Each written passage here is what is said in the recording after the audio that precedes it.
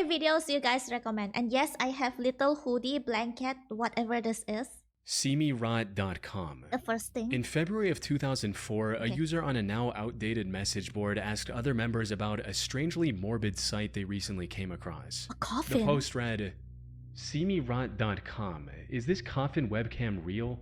I recently visited www.seemerot.com, which is a live webcam inside a coffin that is taping a woman in her 40s who passed away from natural causes. Something isn't right here. They claim it's real, but there is very loose wording under the disclaimer. Someone please help clear this up. Is it a hoax? There seems like there are too many loose ends here. There has to be more to the story than this. Visit. Oh wait, her hair continues to grow after death? Wow. I've heard this from my relative. They say that the nails still grow after death in the coffin. It's still growing. I'm sure there's a scientific explanation for that. Visiting this site today leads to an Australian fashion and lifestyle blog that has nothing to do with what this post was talking about. Fortunately, this domain has been extensively archived by the Wayback Machine over the years, allowing us to go back in time and see how it used to look in August of 2003. And There's sure a enough, Wayback Machine for that. it was just as bizarre as the OP mentioned in their post. Its logo was the site's name over a picture of a coffin, with an ominous caption tagline reading, "Being dead and buried doesn't mean you can't have friends over." What? Below this was a supposed live view from within a coffin, featuring two cameras pointed at the deceased face and feet.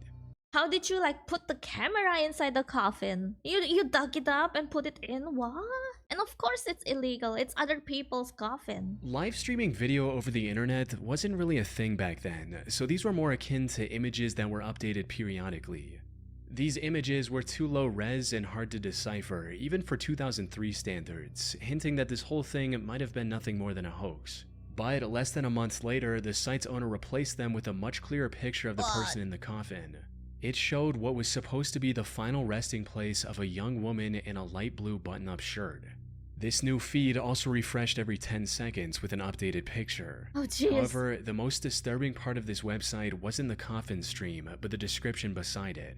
It's so messed up. It opened with the site's owner providing a detailed play-by-play of what exactly they did to get this live preview, stating, "Welcome to SeeMeRot.com. This site is dedicated to all who have gone before us. 2 months ago, we attached the world's first live coffin cams to the interior of our subject's casket. This was done after friends and family had seen the deceased for the last time." Yeah, you're trying to make it seem like a good thing? You're trying to justify your actions for that? Let the person rest, bro. We then traveled over 2,000 miles with the casket to the family's chosen burial place, undisclosed to protect gravesite. Having arrived at the graveyard, a small ceremony was held, after which the final preparations were made to our transmitting hardware and lighting units. All went according to plan at first, and the casket was lowered just after lunchtime, April 15th, 2003. Cam tests were carried out at the site and the grave was sealed. We then set off back to our office in the heart of Seattle.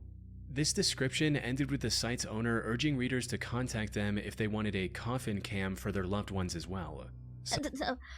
Please contact us for pricing details. Even you can't see this. You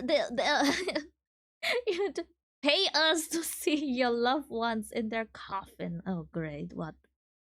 So the whole purpose of this site appeared to be an advertisement for their disturbing service, which left visitors with more questions than it answered. Like, who in their right mind would want to see the decay of their friends and family after their passing? Yeah. But while people were figuring Unless it's the people who killed them. Who knows? Like a murderer getting off their sadistic tendencies by seeing people rot or something. that out, SeeMeRot.com became a phenomenon on the early internet, with people talking about it on forums, prompting even more flock to the site out of sheer curiosity. What did it say? This would be a good pre-zombie attack warning system. What the Sheer curiosity. It even got picked up by mainstream media like the QI, or Quite Interesting show from the UK. The biggest question most visitors had, however, was whether it was actually legit. Were these images really from the inside of a coffin? Well, as it turned out, SeeMeRot.com was nothing more than a hoax. Oh, then it's good. They didn't disturb the real dad. They just hired an unlucky person for their advertisement. Why are they unlucky, you ask? I don't know about Western culture superstition, but in Asia, at least in my Chinese superstitions, Sleeping in a coffin is considered like bad luck because it's for the dead. Even if it's for a prank or for acting, usually if an act requires the actors to sleep in a coffin, after they finish their that bad act, they need to go to the temple to cleanse the bad luck or something like that. Of course, it's just a superstition and the fear of unknown. We can choose to not believe it, but better safe than sorry, yeah? I've never seen things also, but I do take caution to not cross things I shouldn't cross. I don't want problems. Some savvy users quickly figured out that the live preview wasn't live at all. Instead, it was the looping GIF of a still image that went in and out of focus to emulate a live digital camera from that era. This also explains why the supposed body didn't change one bit in the 10 years the site was up. But this begs the question, why? Why would someone go through the effort of setting up a whole website centered around this false premise? The creator even went as far as to add a legal section with disclaimers about how this was all being done with consent, all in an effort to make it seem more legit. Yeah, One of the first explanations that comes to mind is that this was an art project of sorts.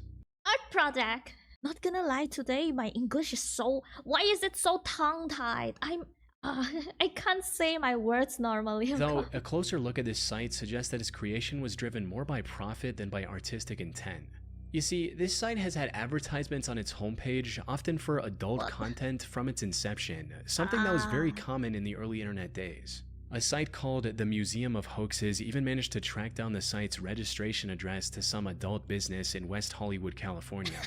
Put simply, the creator of SeeMeRot.com created this hoax to entice visits from around the world and then leverage those visits to earn money from sponsors. So the rated site's gonna be like doing stuff in coffins. Oh wow. Different type of market. As for the images featured on the site, who these people are is still unknown. But they were likely taken by the creators themselves, possibly one of their friends, as I wasn't able to find any record of them on the internet from before the site went up. SeeMeRot.com was ultimately shut down in 2013. It has since changed owners multiple times between different businesses, including a coffee company and now a fashion and lifestyle blog from a tiny remote town in Australia. That said, the identity of the original creator remains a So those fashion brands are named SeeMeRot.com. mystery to this day. They exhibited some odd behavior over the years, like continuing to update the site to make its, and by extension their coffin cam business, seem more legit, despite the internet figuring things out by 2004. At one point they even made up a story about the police confiscating their camera equipment. It's now been over 12 years since the original site was up. They're bored. Mortis.com. In early 2010, a bored 4chan user was typing random URLs in their browser, hoping to stumble across something interesting. And while most URLs they tried were either unavailable or belonged to some business, one caught their attention almost immediately: Mortis.com. It was a completely black page with nothing but a generic login window in the middle. There was no logo or description that could help visitors understand what the website was about. So sus. This mysterious landing page, combined with Mortis roughly translating to "of death" in Latin, piqued this user's curiosity. But without a valid username and password, there was nothing he could do to investigate further. With no other option, he turned to 4chan and made a post about the site on its technology board. What he didn't realize at the time, however, was that this would spark a decades-long mystery that remains unsolved to this day.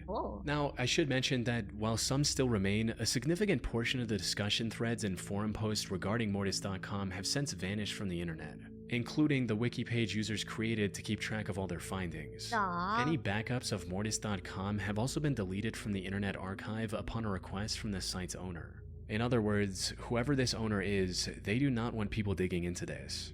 The Mortis.com site also went down sometime in 2011, possibly because people started trying to brute force its login requirements by using special software to try millions of username and password combinations, so the owner took it down.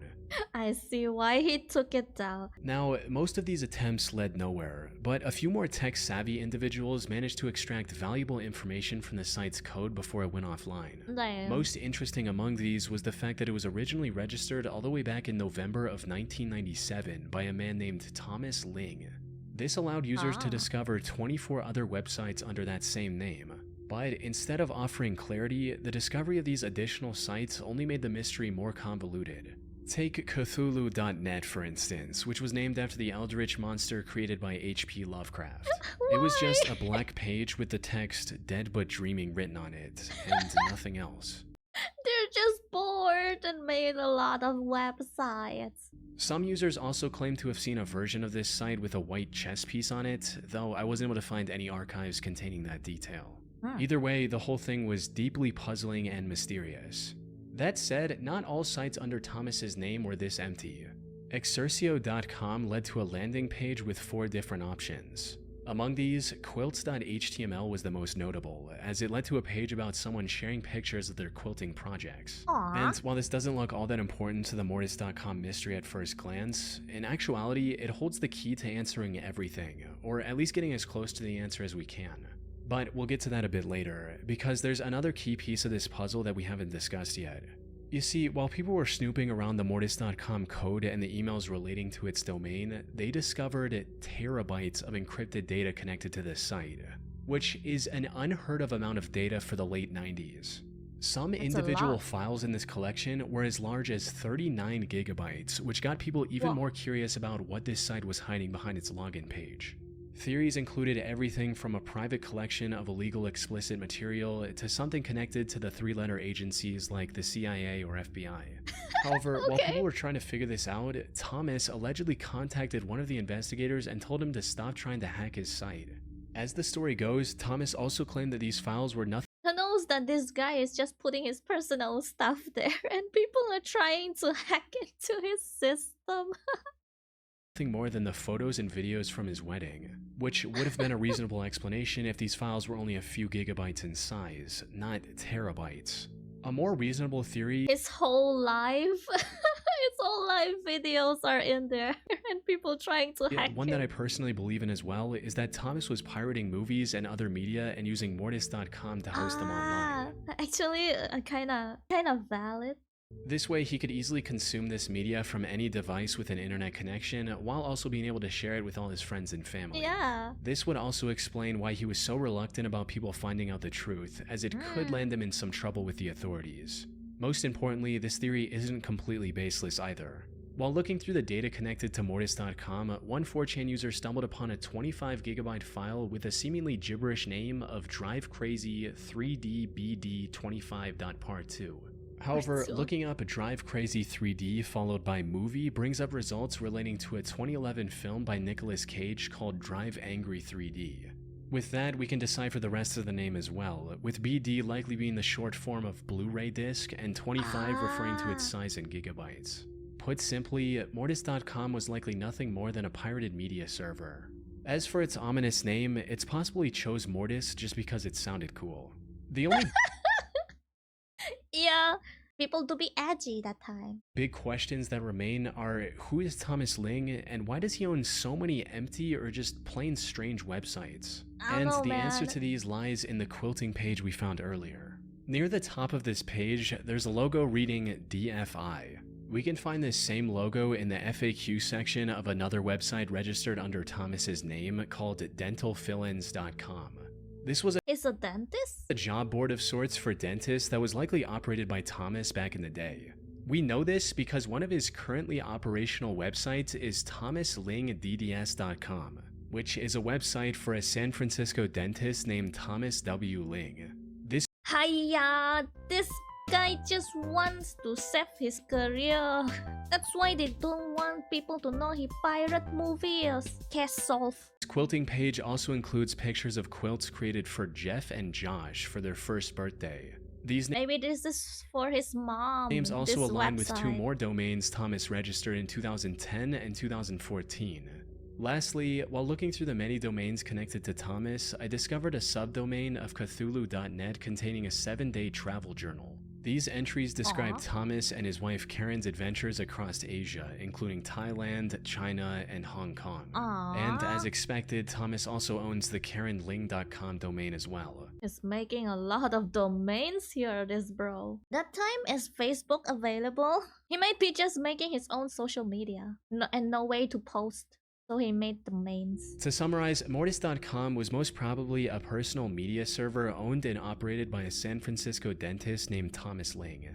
As for the many domains under his name, he acquired them for his businesses, close family members, or for random projects like creating an online travel journal.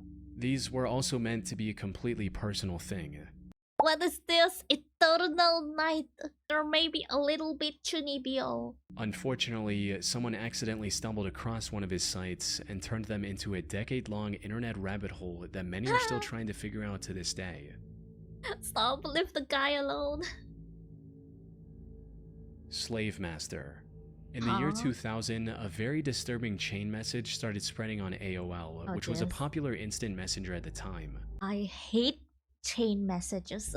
If a guy by the name of Slave Master contacts you, do not answer. He has killed 56 women that he has talked to on the internet. What? Please send out to all the women on your buddy list. Also ask them to pass this on.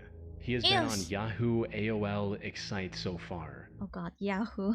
Oh, it takes me back into days. This is no joke. And please send this to men too, just in case. Send to everyone you know. Now, chain messages like this were fairly common back in the day. They were an evolution of the physical chain letters and often contained some pretty out there claims, like telling the reader to forward it to 20 people or something bad would happen in 3 days. I know, right? I hate this. God. This one, however, felt a lot more real, and that's because it actually was. Slave Master wasn't the name of a fictional horror character someone had created to start an internet hoax. Instead, it was the username of John Edward Robinson, the internet's first serial killer. Someone who used early online chat rooms like AOL to find and entrap his targets. One of his first online victims was 45-year-old Sheila Faith. She met John in 1994 in an online chat room. This is actually scary. It's scary too nowadays. You might get scammed too. Like one of those people telling you to go to other countries for a job or something, but in actuality they're trying to make you a scammer instead, and you have a quota, and if you didn't finish your quota they'll hit you, starve you and whatnot. It's dangerous too nowadays. And after talking with her for a few weeks to gain her trust, John promised to pay for the surgery of her 15-year-old wheelchair-bound daughter Debbie. All Sheila had to do was go to Kansas City where John lived, and he promised to take care of everything else. She agreed and moved to the city with Debbie in December of that year. You just know him for a few months. The people who always get scammed are the people who are the most desperate. Because like if they're desperate for money, this guy suddenly comes and like, oh, I'll give you $15 million and come live with me. Oh, my love, like that. They're desperate. What can they do? It's honestly kind of sad. Unfortunately, that was the last time anyone saw Sheila or Debbie alive. Oh god. A few years later, John used the persona of Slave Master once again, this time with a 21-year-old Polish immigrant named Izabela Lewicka.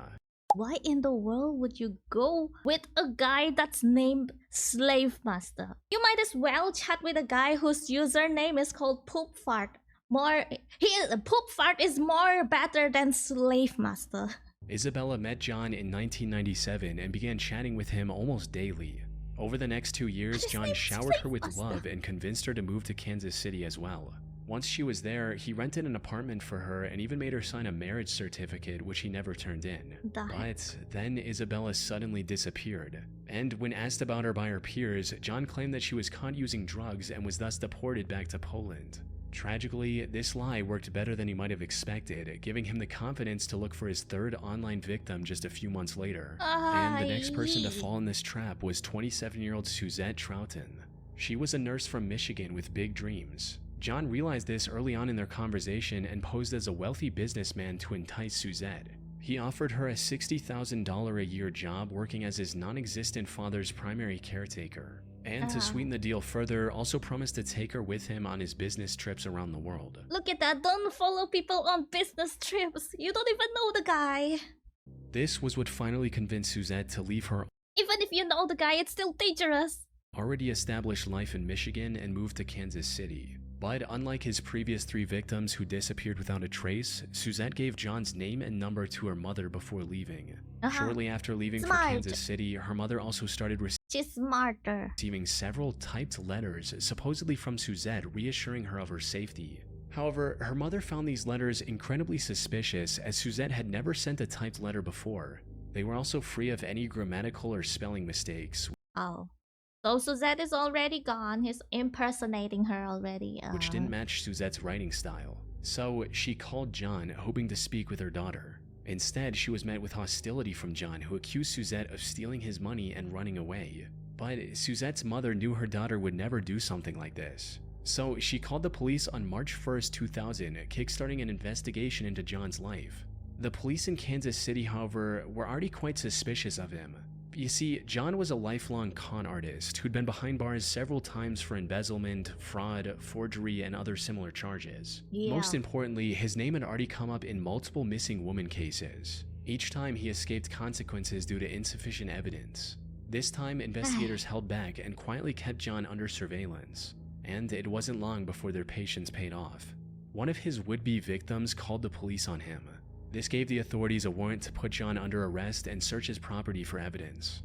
However, what this search uncovered was far more horrific than anyone could have imagined. As it turned out, Sheila Faith was far from his first victim. She was just the first one he lured through the internet. He'd already lured and killed 4 more women before Sheila, dating as far back as 1984, including 19-year-old Paula Godfrey, 27-year-old Catherine Clampett, and 49-year-old Beverly Bonner. However, his worst crime was against 19-year-old Lisa Stasi. John approached Lisa and her 4-month-old daughter after his brother expressed his desire to adopt a child. He lured Lisa with promises of a stable life, only to end her life in a hotel room.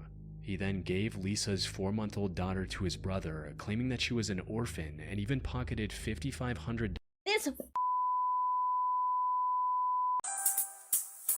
from them in legal fees. After his arrest, authorities searched his property with cadaver dogs and discovered multiple oil drums filled with the rotting remains of his victims. He was convicted in January 2003 and received 5 life sentences without the possibility of parole, along with a death sentence for his crimes. Yeah, he's already old. He already lived his life enough. Why do they need to be caught when they're already old? Markovian parallax denigrate. On March 11, 2004, American journalist and U.S. Congress worker Suzanne Lindauer was arrested by the FBI on suspicion of being a spy for Iraq. While doing some research on her, a Wikipedia user named Lazarus666 found a connection between her and a string of strange Usenet posts from 8 years earlier. For some context, Usenet was the precursor to modern internet forums. Discussions on Usenet were divided into several sections called the news groups, similar to subreddits on Reddit. Now, spam on Usenet wasn't exactly rare. Shady companies often made promotional posts in an attempt to market their products for cheap. However, on August 5, 1996, several groups were flooded with tens of thousands of posts that looked like regular spam at first, but a closer look revealed their true intention, or lack thereof. Put simply, these posts were mostly complete gibberish with seemingly random strings of words formed into paragraphs. Now, when Yeah, like refrigerate morphine napkin, Inland Janeiro. Lazarus was researching Susan Lindauer, he came across one of the few surviving posts from that day and noticed that it was made by a Susan Lindauer as well. Lazarus speculated that these might have something to do with Susan sending encoded messages back to Iraq. Looking back, however, this theory makes little to no sense. That's mainly because in over 2 decades, no one has been able to identify any patterns in the posts that might suggest they're encoded. More importantly, if Susan wanted to broadcast anonymous messages, why would she use an email with her own name on it? But regardless of how feasible Lazarus's theory was, it ended up generating a ton of interest in the topic. These strange Usenet posts were later given the name Markovian parallax denigrate based on the subject line of the sole surviving post. It also became known as one of the first great mysteries of the internet, with people from around the world trying to figure out what these posts meant. Unfortunately, no one has been able to find a concrete answer ever since. The theory linking them with Susan Lindauer was eventually dropped by internet sleuths as they couldn't find anything connecting the two. It was also discovered that the email address actually belonged to a student of the same name from the University of Wisconsin. However, this also went nowhere as the email address turned out to be spoofed from the start. People then looked into the mystery's title, Markovian parallax denigrate, and assumed that it might have something to do with the Markovian process, which is the math used by phone keyboards to predict the next word in a sentence, and even serves as the foundation for modern text-based AI services like ChatGPT. So maybe someone was just experimenting with a new Markovian process-based bot and decided to unleash it on the Usenet. Unfortunately, this theory doesn't have much ground to stand on either. The thing is, this mystery only got the Markovian name because that was the subject of the most popular surviving post. This led many to falsely believe that this was the subject for all the thousands of similar posts made that day. But that can't be further from the truth. The word Markovian appeared on the subjects of only 2 posts out of thousands. Even if we assume these posts were generated by a Markovian bot, the theory still doesn't hold up, since the content of these posts was pure gibberish. Despite the fact that Markovian text generators from years before this incident were already capable of producing coherent sentences with relative ease. So, what's the actual explanation here? What was the true meaning behind these thousands of seemingly nonsensical posts? I wonder Well, too. like many other mysteries on the internet, the most likely answer is also the simplest one. Put plainly, this Just a spam troll? of thousands of posts was just that, spam. Something that becomes abundantly clear when you consider that, with a single exception, the only news groups targeted were related to Christianity. In other words, there's a strong chance this was simply an attempt by an unknown user to troll Christian news groups. Yeah. As for why the spam looked so jumbled, it was likely an attempt to bypass Usenet's spam filters, which typically flagged and deleted repeated messages. That said, this is still just an educated guess, and the rabbit hole can get much deeper the more you look into this. Maybe it did originate as something far more exotic, like a text version of spy number stations, or an attempt to test the security of Usenet by a foreign entity. But unless the original developer comes forward with a confession, the spam theory is the best we have to explain the rabbit hole that is Markovian parallax denigrate. People be like, oh my god, I've discovered something scary, but in truth, it's just a spam. Haha, the brain cell you used are not refundable. Thank you for your service.